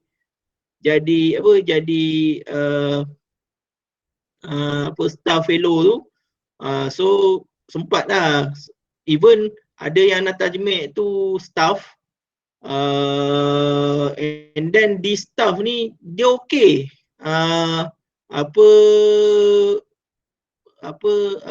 nak usrah dengan student kan, and then dia jadi masuk UMP. Dia bukan pensyarah, dia staff, dia pegawai penyelidik kan. Dah boleh naik sampai 04 dah. Ana tajmid dia tu 2013. So benda-benda macam tu lah kita boleh buat kan. Jadi kalau untuk online ni, macam sekarang yang kami buat tu lah, yang tadi kami cerita tu, kami buat program-program yang kalau kelab, dia boleh buat bawa Belia Harmoni macam UAE tu, dia boleh buat under Belia Harmoni. Kalau Kolej Kediaman ni boleh buat macam-macam Kolej Kediaman. Kolej Kediaman ni kalau boleh masuk lagi banyak boleh buat program game lah, apalah semua kan, pengenalan dan sebagainya kan. So online ni dia bebas kan. Cuma macam mana nak tarik crowd. Nak tarik crowd ni macam-macam, cabutan bertuah lah, bagi kupon makan lah apa kan. Sekarang ni lagi nak tengok itu bagi hadiah koin untuk beli senjata apa dalam PUBG lah apa semua kan. Nak pun dah tak reti lah benda-benda macam tu kan.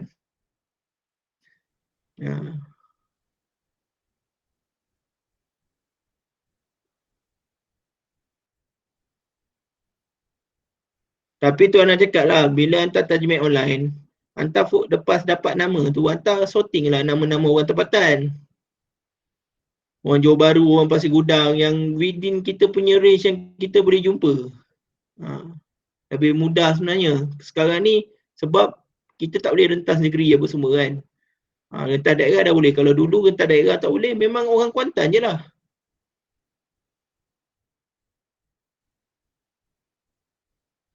Penerimaan sambutan tu ada, peminat dia ada, dan peminat dia tu kita jaga lah kan.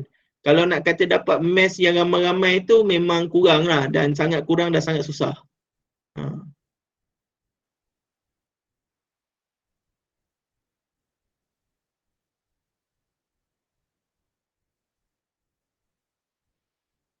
Anda boleh kata 50-50 lah untuk adik-adik yang awal-awal. Sebab pada masa yang sama kita tak boleh nak terlampau program umum sampai tak ada tarbiyah. Sebab tarbiyah ni sebenarnya kita nak proses adik-adik yang ada asas, yang nak jadi murabi. Sebab kita kena fikir yang siapa yang kita nak lantik jadi murabi. Kan? Bukan sekadar kita nak ramaikan orang. Kan?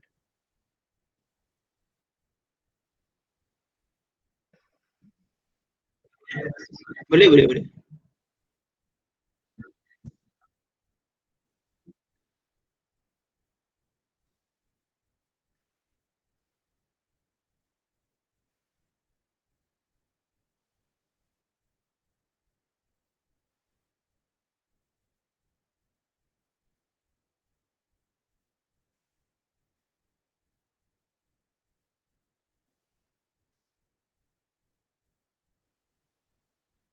Dia kena natural lah, selang-seli kan. Kalau macam apa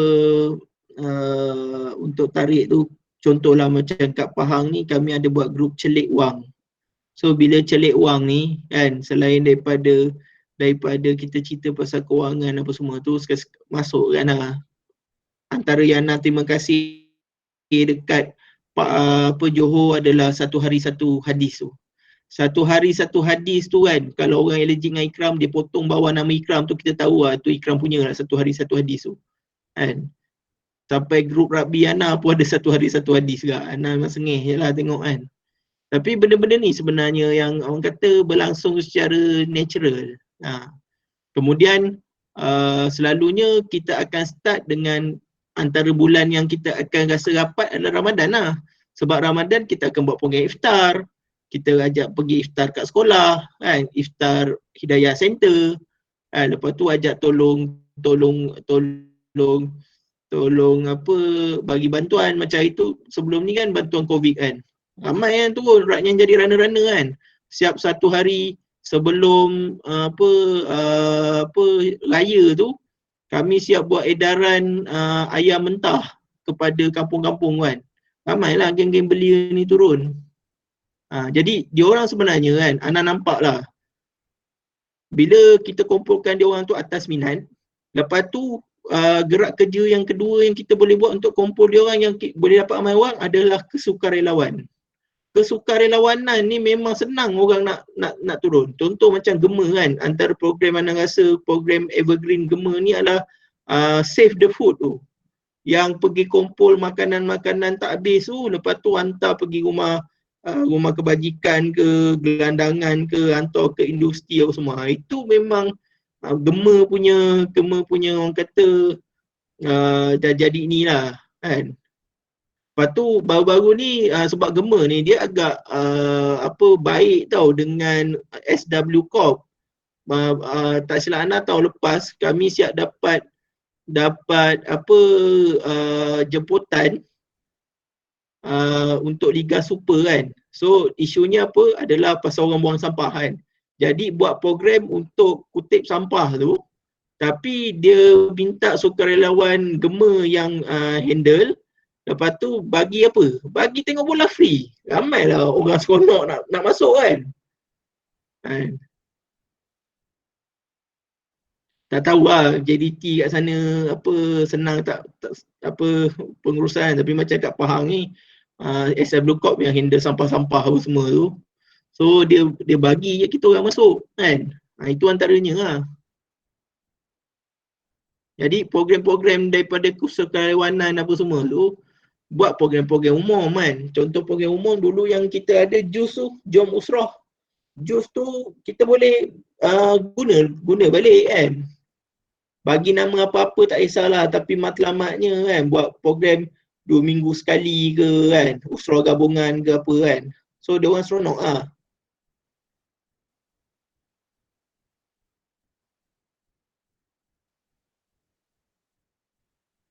Dia sebab kita kan, kita main futsal pun, lepas main futsal pun kita ada tazkirah kan, ada kulimen kan, kuliah 5 minit kan.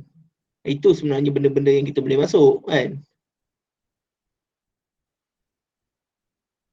Dia tak adalah orang kata, anda nampak kita jangan terlampau rigid macam lepas nak ikut tarbiyah ni kena bawa dalam usrah. Dia kena slow-slow lah. Belia ni memang kena slow.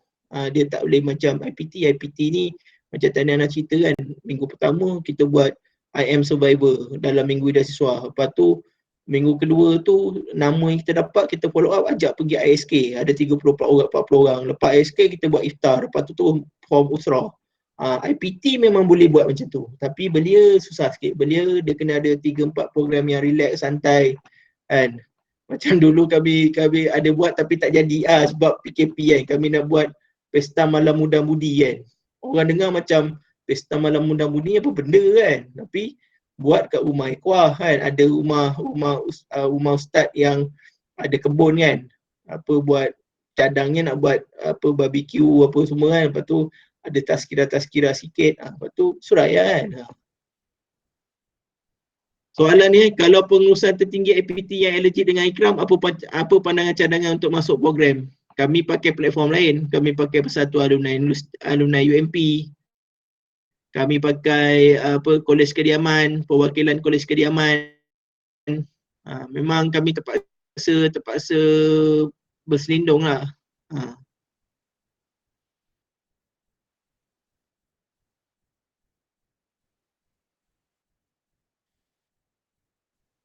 Kalau start dengan program yang bukan Islamik, macam mana nak switch untuk terus tajmid RA jadi alakah? Macam tadi Ana cakap, kena secara natural kan. Secara natural ni antum boleh lah buat apa-apa kan. Benda contohnya fashion tudung secara muslimah kan. Benda-benda yang simple-simple macam tu kan. Lepas tu program Ana nampak kalau dekat industri ni, kalaupun di kalangan staff, dia orang selalu buat program time Jumaat tu lah, Friday Wisdom tu lah. Selalunya potluck kan, benda-benda macam tu macam orang seronok kan. Potluck, start dengan potluck dulu kan. Kau buat apa? Nasi lemak. Kau ni buat nasi, masak nasi. Yang ni goreng ikan bilis. Yang ni goreng kacang. Yang ni goreng apa bawak timur. Yang ni buat telur rebus. Yang ni buat pinggan kan. Tapi menu nasi lemak je kan. So seronok lah. Dia tak rasa susah, dia tak rasa buat. Masak nasi lemak dalam rice cooker. Bawa 3-4 rice cooker, dapatlah makan 30-40 orang contohnya kan.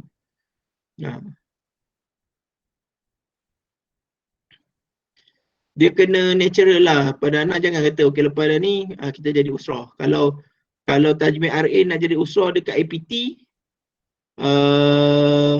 memang kena ni lah, kena kalau kami masa dekat ni kami tanya terus, berminat tak kalau nak join program-program, contohnya ada belajar Quran, siapa sini tak baca Quran apa semua, boleh beritahu kat dalam borang komen tu. So bang saya nak mempelajari bacaan Al-Quran. So kita susun dia untuk program baca Al-Quran.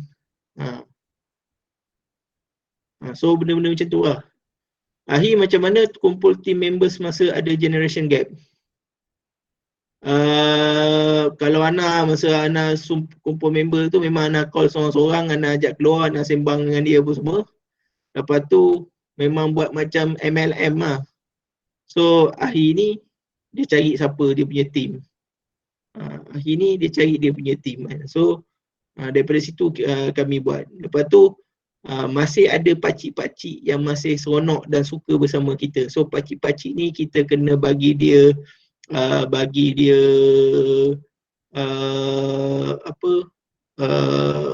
ruang. Jangan tinggalkan. Contohlah kan, senior-senior, profesor-profesor apa semua kan, jemput dia kan untuk sesekali program wacana ilmu dengan iftar, buat iftar perdana. Jemput prof ni untuk bagi tahu jihad. Pelajar, student pun terkejut kan. Ataupun sesekali bawa datang rumah ziarah prof ni kan, untuk 10 orang, 8 orang kan. So benda-benda macam tu lah. So selalu untuk generation gap ni kita kena, biasalah bila kita orang muda ni, kita lah kena approach diorang. Tak boleh tunggu diorang approach kita kan. Tapi pada Ana, macam Ana student ni, Ana kena turun ego Ana lah. Anta tak boleh fikir ni, kita kena anggap diri kita ni macam abang-abang. So bila kita macam abang, kita jangan rasa macam kita boleh dikontak pada sepanjang masa. Lepas tu kita akan bantu dia lah. Contohnya isu study. Selalunya kita akan cerita pasal isu study, apa masalah kewangan. Contohnya nak sekadar nak chop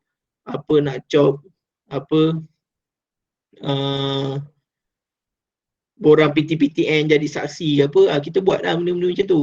Lepas tu kena join aktiviti diorang, contohnya buat hiking ke, berkelah tepi pantai ke kan, main futsal ke kan, main rugby ke, macam anak manager ataupun anak penasihat kelab rugby ke, dan Tajmik melalui tim rugby je kan. Okey je, tak ada masalah pun. Tapi untuk banner team ni dia quite ambil masa lah, sebab kita nak kumpul team tu.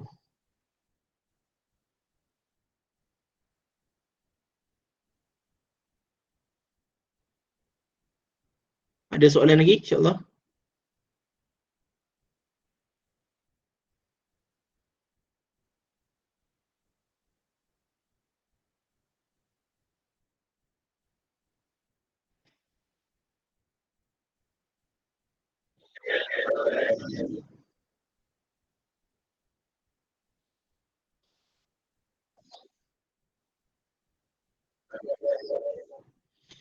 Bila akhir susun program untuk RA yang telah ditajmik, program-program itu dilaksanakan oleh siapa? Penggerak IPT. Ya betul, penggerak IPT. So penggerak IPT ni ada label-label dia lah, ada. Selalu setiap IPT dia ada mas'ul-mas'ulah kan, so akan ada rekod murabi. So kita tengok lah macam Ana bawa usrah muntasibin. So Ana bawa usrah muntasibin, dalam usrah Ana ni mas'ul IPT. Dalam usrah Ana ada mas'ul IPT Kuantan, ada mas'ul UMP, ada mas'ul KKTM. Kemudian ada mas'ul CFS, ada 3 mas'ul dalam kawasan Kuantan. Sebab kami ada 2 kawasan, Ikram Indah Mahkota, dekat Indah Mahkota tu ada Polisas, ada UAE Kuantan, ada beberapa industri yang kecil. Tapi kalau dekat Kuantan ni kami ada CFS, kami ada UMP, ada KKTM, ada Kuisas, ada college community yang kecil-kecil tu. Selalunya dia akan ada orang kata macam industri yang besar lah, ataupun dia jadi macam abang lah, ataupun dia jadi macam abang long lah. Which is kalau macam kat UMP Gambang ni, dia akan payung dan jaga KKTM sekali kan. So bila KKTM dia akan, sebab dia kat situ ada usrah je, mungkin ada 1-2 usrah, daurah ke Khatibah Mabit ke, jauh lah dia akan join sekali dengan UMP. Iftar pun dia join sekali kan. Tapi kalau macam IPT tu start dah ada tanzim, dia dah ada 4-5 usrah, so dia orang boleh jalan sendiri lah kan. Tapi kita akan ada program yang bersama lah, selalunya mukayam ataupun daurah kita akan gabungkan supaya IPT lain ni tak rasa terasing. Jadi itu antara yang kita buat lah. Penggerak IPT ni kita tengok level dia kan, sebab kita kena susun. Macam Ana bawa usrah Ana tu masuk IPT, dia ada penggerak dia ada bawa muaid, ada bawa muhib kan. Macam Ana tak nak hilang touch, Ana bawa usrah belia dan Ana ada bawa usrah IPT. Usrah IPT ni setiap 3 tahun, 4 tahun, satu cycle Ana akan start buat tajmik Heli. Macam sekarang ni Ana punya cycle dah grad. So daripada usrah Ana yang dah grad tu, Ana dapat tas'id 1, 2, 3, 4 orang muntasibin. Ada yang hilang time muaid apa semua kan, tapi kita tengok lah. Tapi daripada situ 4 muntasibin, 2 pindah kawasan, 2 dekat Kuantan. Seorang ni kahwin dengan orang Kuantan, so kerja pun kat Kuantan. Yang seorang lagi mak bapak dia orang Kuantan, adik-beradik dia semua kerja Kuantan, so memang dia tak pergi mana. So dia ni seorang ni dah jadi masuk UMP, seorang ni jadi masuk IPT Kuantan. Lepas tu ada 2-3 orang yang datang balik daripada US lah apa lah semua. Lepas tu minat nak buat tabir IPT ni, Ana letaklah IPT yang dekat dengan rumah dia. So rumah dia dekat dengan KKTM. Ana suruh masuk KKTM. So dia jadi masuk ke situ, start dengan anak ekor seorang. Yang masuk situ anak ekor 2 orang, anak ekor tu ajak kawan-kawan dia, dapat dah sekarang dah 3-4 usrah kat situ. Itu antara yang kita boleh buat. Tapi basically kita susun lah. Kena bincang. Dan piramid tarbiyah tu kena sihat. Berapa ramai kita tahu, okey, mas'ul, bawah mas'ul, berapa ramai muntasibin kat situ, berapa ramai mu'aid, berapa ramai muhib. So mu'aid dengan muntasibin ni diorang kena bawa lah usrah dekat IPT tu. Masalah berebut anak usrah tak dengan jemaah lain. Masalah berebut ni biasa je, tapi Ana selalu cakap dengan Mutarabi Ana, siapa tajmid lebih, siapa DM lebih, dia dapat. Ada je adik-adik kita, Ana tengok dia datang program iftar kita, dia dengar wacana ilmu kita, lepas tu kita lepak masjid kan. Geng-geng jemaah lain ni guna masjid juga. Tiba-tiba dia ikut usrah dengan kita tahulah tu penggerak PAS lah, ISMA ke apa kan. Tapi kita simple je, end up dia akan buat pilihan. Ana punya Mutarabi sekarang ni Mu'aid kan, siap pergi tamrin PAS lagi. Lepas tu dia cerita dengan Ana dalam usrah, Ana dia kata, Ana dulu pergi tamrin PAS, lepas tu Ana memang dia punya secretive kan. Ana sampai tak tahu nama nakib Ana tu siapa pakai nama samaran lagi lah. Ana tak suka, kenapa dia nak buat dakwah ni sampai nak kena berahsianya tu lah. Dia yang cerita dengan kita kan. So kita pada Ana lah, OMI ke, Dr. Izul ke, apa, YDPKM tu kan. Ana simple je, siapa bawa buat tajmid dia yang dapat. Kena fikir macam ni lah. Student masuk 2000 UMP first year. Takkan kita nak bergaduh sebab 5-6 orang yang berebut tu, berapa ramai lagi yang tak disantun. Kan? Cuma nak cakap je, tajmid lah. Bila dia dah seronok dengan kita, main futsal dengan kita, iftar dengan kita, apa semua kan, dia akan datang dengan kita juga. Ana siap ada geng-geng jemaah tabligh datang jumpa Ana lagi kan. Nak query kenapa nak pasal budak-budak ni. Ana cakap, silakan lah kalau dia nak pergi tabligh, tapi Ana beritahu lah dakwah kami ni macam mana kan. Dalam orang tabligh tu pun, yelah. Sebab kita tak kacau. Lepas tu dia kata dia nak pakai surau. Ana kata pakailah. Dia pakai hari Ahad, kita orang pakai hari Isnin. So tak ada konflik. Geng-geng PAS buat iftar guna masjid. Masjid sebab orang PAS semua, pusat Islam, ustaz-ustaz semua PAS, dia orang dapat masuk masjid. Kami tak dapat masuk masjid, kami pergi surau. Surau kami pakai surau fakulti lagi, bukan pakai surau kolej kediaman. Kan? Tapi tak ada masalah. Lepas tu kita tak nak konflik dengan masjid. Masjid buat iftar hari Khamis, kita buat iftar hari Isnin. Jadi orang dah tahu lah, hari Isnin iftar, hari Isnin iftar ikram. Kan? Iftar ekwa, iftar apa, Khamis iftar kat masjid. So kita tak berlawan lah. Tapi Ana cakap ni lah, apa, isu rebut ni kan, end up dia akan tengok siapa buat kerja. Lepas tu macam HCP kan, JEPA ni dia tak suka ikram, tapi dia ada love-hate relationship. Sebab apa? Sebab yang buat KPI dia orang ni kita juga. Kita yang ada program khidmat masyarakat, kita yang ada ni, end up dia panggil juga kita untuk bengkel lah apa semua. Cuma bila kita nak buat ikram apa, beli harmoni tak boleh. Dia kata beli harmoni ni ni tinggalan menteri lama, menteri PH. Kita pun diam je lah kan. Habis dah tak nak bagi, kita nak lawan macam mana? Tapi kita set up je beli harmoni bawa ROI. Tak pakailah nama apa beli harmoni UMP Gambang, kita pakai beli harmoni Gambang kan. Itu antaranya lah. Jadi Ana rasa bab berebut anak usrah ni, kita teruskan tajwid dengan dia, biar dia buat pilihan. Kita tak payahlah nak burukkan apa semua kan. Pada Ana, siapa buat kerja, dia yang dapat hasil dia kan.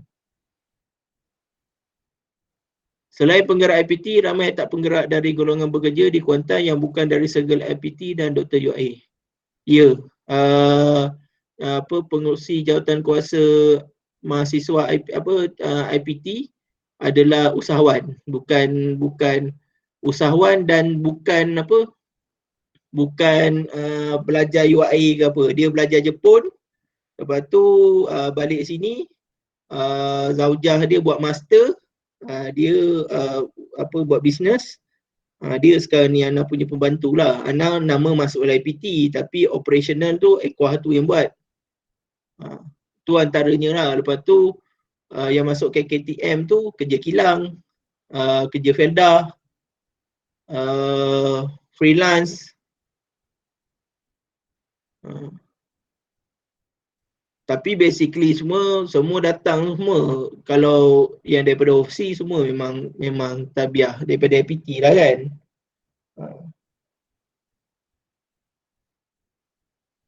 Ya betul. KPTM Batu 5. KPTM tu ada, KKTM ada, Kolej Kemahiran Tinggi Mara. KPTM ni kita tak ada ni sebab apa dia ada dalam 1-2 orang je. Kita bawa usaha keluar. Yang KKTM tu yang kita start daripada awal lah. Daripada seorang anak Equah. KKTM tu sekarang ni dah batch ketiga, dah 3 batch grad. Ada dalam 4 usrah lah juga. Dalam keadaan apa tak boleh masuk masjid dia, tak bagi apa, ustaz dia tak bagi orang luar masuk lah. Lepas tu kena balik pukul 10 malam lah. So alhamdulillah lah boleh jugalah jalan program kat situ.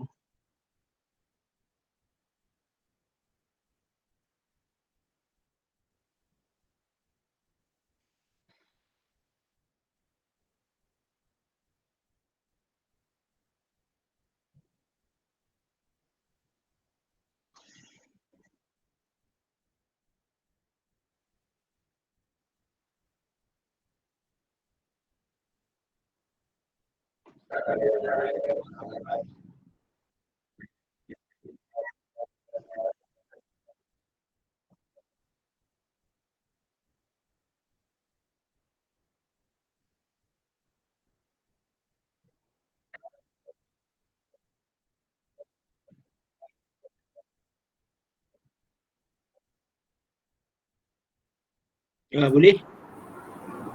Soalan 10.38 tu ada satu soalan 10.38.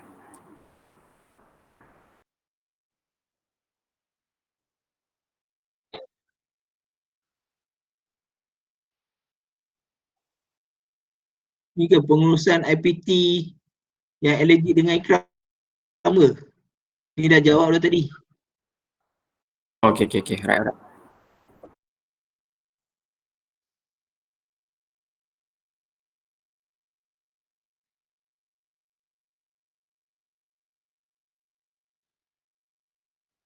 Kalau choice madu dan ruang yang ada adalah final year, berbaloi tak dengan final year dulu untuk mentajmid? Atau memang kena first year? Ana lebih prefer tajmid student postgrad. Postgrad ada kat college kan? Dekat universiti kan? Yang start buat master, yang start buat PhD. Sebab dia orang ni lama, lepas tu dia orang ni matang. Ana punya penggerak ada 3-4 orang yang Ana tajmid daripada master. So masa master ni, masa Ana pengetua kolej dulu, Ana lantik dia orang jadi pembantu fellow. Pembantu fellow ni dapat asrama percuma kan. Jadi Ana tajmid pembantu fellow lah kat situ. Lepas tu sekarang ni sebab apa, postgrad ni dia banyak masa free tau. Sebab Ana tengok postgrad ni, Ana pun pernah jadi postgrad juga kan. Memang selain buat research ni, dia okey je kalau untuk kita buat program macam Friday Wisdom tu kan. Kalau yang perempuan kan, yang lelaki ni start dulu dengan bengkel penulisan apa artikel ke, metodologi ke, apa semua tu kan. So Ana punya target adalah berapa lama dia ada kat situ. Sebab yang master at leastnya dia akan ada 2 tahun. Lepas tu dia sambung buat PhD, dia ada 5 tahun kan. Macam Ana punya seorang ni, Ana tengok dia sebenarnya dia pernah dapat tarbiyah ikram, tapi dia macam first year, second year, lepas tu dia hilang. Tapi kita tengok dia ni bagus tau, sebab cara dia hormat orang tua, cara dia sembang semua kan. So kita ajak dia barbecue ke apa semua tu kan. So apa, bila dia buat master 2 tahun, lepas tu dia sambung buat PhD 5 tahun. So 5 tahun dengan kita memang sampai muntasib lah. Sekarang ni siap apa, Ana tolong carikan kerja, dapat kerja dekat dalam anak syarikat UMP tu. So memang bertambah lah kita punya penggerak kat situ kan. Dia kalau final year, dia ada dia orang tempatan nak plan nak kerja kat situ, ataupun dia memang plan nak sambung postgrad, kita boleh buat. Tapi kalau katakan dia nak hilang, susah jugalah Perdana. At least kalau betul-betul dengan kita tu sekurang-kurangnya dia ada 2 tahun dengan kita. 2 tahun tu anda rasa kita boleh tajmid.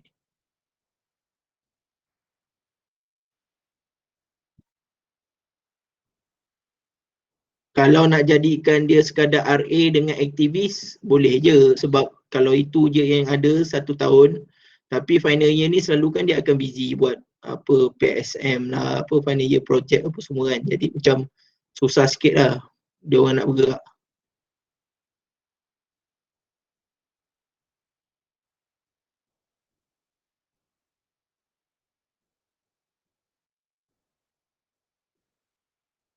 InsyaAllah ada lagi?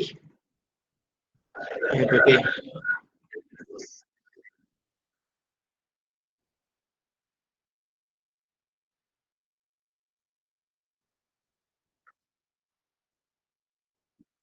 Boleh. Kalau anda tak boleh jawab, anda channelkan dekat Ahwat mah.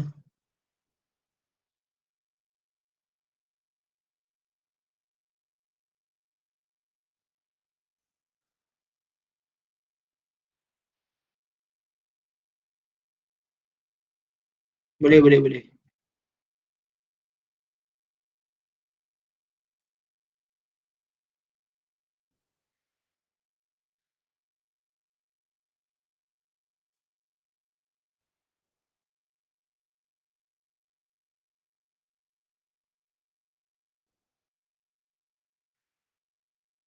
Subhanallah.